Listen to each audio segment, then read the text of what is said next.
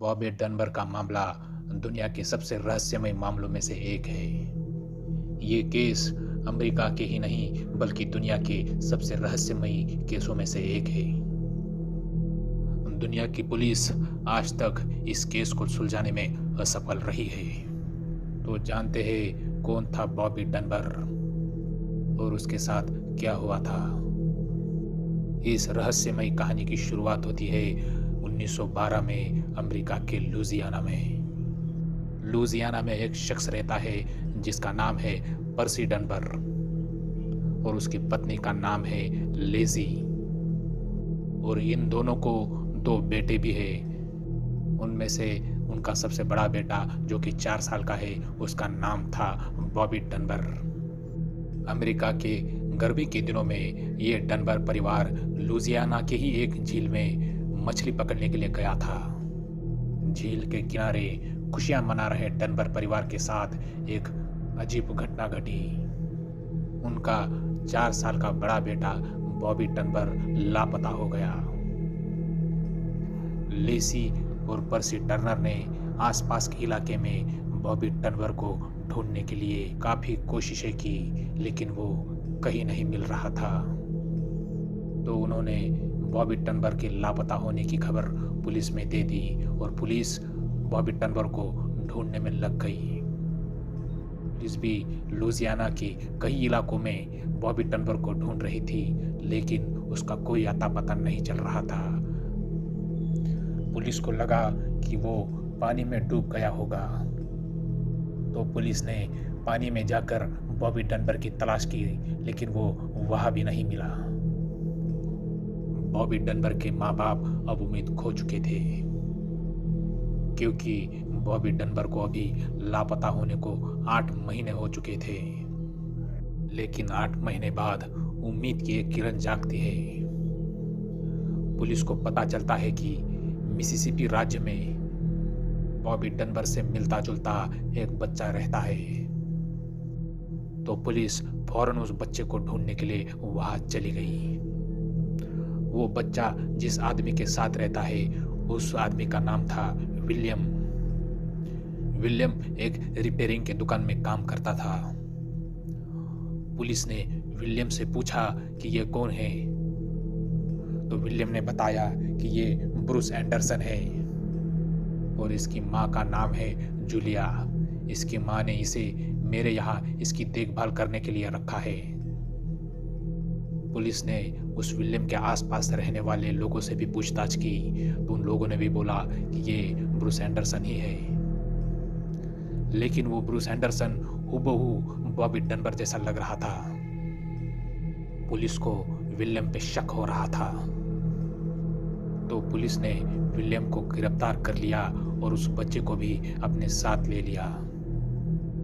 अब पुलिस ने पर्सी और लेसी डनबर को खबर कर दी कि वो फौरन इस बच्चे को मिलने के लिए आ जाए।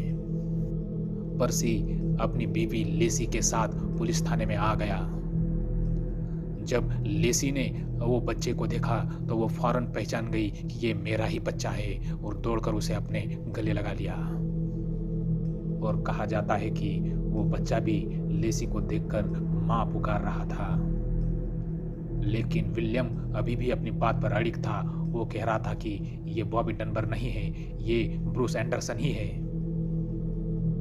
लेकिन जब लेसी ने कहा कि मेरे बेटे के कंधे पर तिल है और अगर इस बच्चे के कंधे पर तिल नहीं होगा तो मैं मान लूंगी कि ये मेरा बेटा नहीं है, तो पुलिस ने जांच की कि इस बच्चे के कंधे पर तिल है या नहीं। और ताज्जुब की बात यह है कि उस बच्चे को भी ठीक उसी जगह पे तिल था, जो कि उसकी माँ के हिसाब से बॉबी डनबर को भी उसी जगह पे था। इस बात से पुलिस को भी यकीन हो गया कि ये बच्चा दूसरा और कोई नहीं बल्कि बॉबी डनबर ही है। तो पुलिस ने उस बच्चे को डनबर फैमिली को सौंप दिया और किडनैपिंग के आरोप में विलियम को जेल में बंद कर दिया। कुछ दिनों बाद जूलिया ने एंडरसन फैमिली के ऊपर धोखाधड़ी का आरोप कर दिया। उसने पुलिस से शिकायत में कहा कि ये लड़का मेरा है और इसका नाम है ब्रूस एंडरसन, ये कोई बॉबी डनबर नहीं है। जूलिया का और डनबर फैमिली का ये केस कोर्ट में चलता रहा और जूलिया ने पैसे ना होने के कारण इस केस को आधे में ही छोड़ दिया। उधर वो बच्चा डनबर फैमिली के साथ घुल मिल गया और बड़ा होने लगा। डनबर फैमिली भी बॉबी के वापस आ जाने से काफी खुश थी और जूलिया भी केस छोड़ चुकी थी। उस बच्चे ने उसकी अगली जिंदगी बॉबी डनबर के नाम से ही डनबर फैमिली के साथ बिताई। समय के साथ बॉबी डनबर बूढ़ा होके इस दुनिया से चल बसा। बॉबी डनबर के 4 बच्चे थे, उनमें से एक बच्चे का नाम था जूनियर बॉब डनबर। 1966 में जूनियर बॉब डनबर की भी मृत्यु हो गई और जूनियर बॉब डनबर की एक बेटी भी थी जिसका नाम था मार्गरेट डनबर। मार्गरेट अपने दादाजी की केस स्टडी कर रही थी और वो जानना चाहती थी कि असल में मेरे दादाजी कौन थे, वो बॉबी डनबर थे या ब्रूस एंडरसन थे।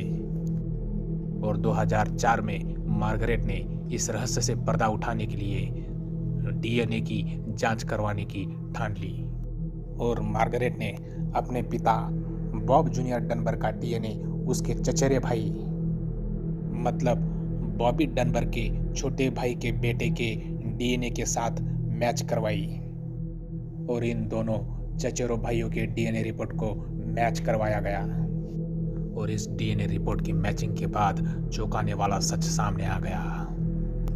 दोनों के डीएनए रिपोर्ट मैच नहीं हुए।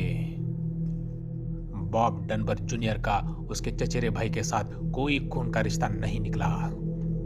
इसका मतलब वो बच्चा जिसे हमेशा के लिए बॉबी डनबर माना गया वो असल में ब्रूस एंडरसन ही था और विलियम ही उसका रिश्तेदार था और जूलिया ही उसकी माँ थी।